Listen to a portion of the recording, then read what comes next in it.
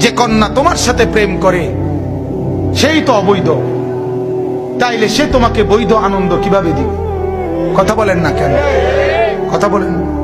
পেশাবের উপরে দাঁড়াইয়া, পেশাবের স্তূপের উপরে দাঁড়াইয়া দুধ ঢাললে কি আর পবিত্র হয়? কথা বলেন না কেন?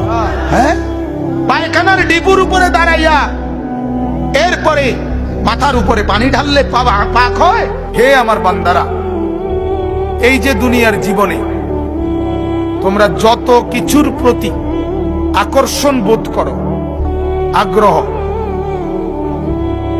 এই সমস্ত আকর্ষণ, আগ্রহ, আবেগ, উদ্দীপনা, অন্তরের লিপ্সা, কামনা, বাসনা, এটা আল্লাহ তাআলা বলেন যত কিছুর প্রতি তোমার আগ্রহ হয়, আকর্ষণ তৈরি হয়, আল্লাহ তাআলা বলেন সেটা আমি আল্লাহ তোমার অন্তরে দিয়েছি।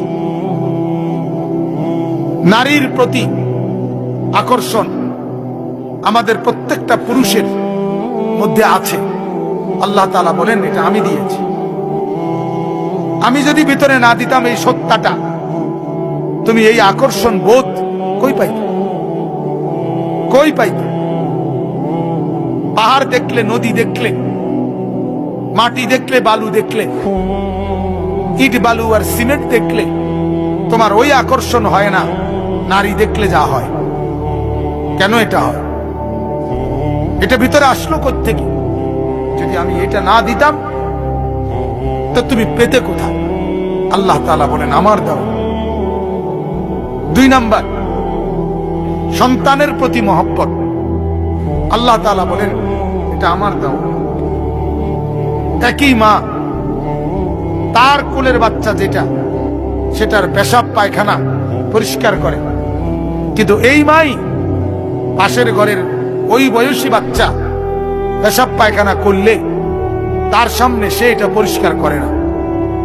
ওইটা তার কাছে অপছন্দ হয়, আর এটা তার কাছে সহজ মনে হয়। কেন? আল্লাহ তাআলা বলেন এই যে তোমার সন্তান, এই ভালোবাসা আমি দিয়েছি, আমি দিয়েছি। আমি একটু আগেও বলছি, আমি রাতের 1:30-2টা বাজে যখন বাসায় যাই, আমার ছোট মেয়েটা 14 মাস বয়স, ওইটাও জায়গা যায়, প্রায় 1-1.5 ঘন্টা আমারে ডিস্টার্ব করে। ঘুমান, কাছে বসে, কোলে ওঠে, দুষ্টামি করি আমি তার সাথে।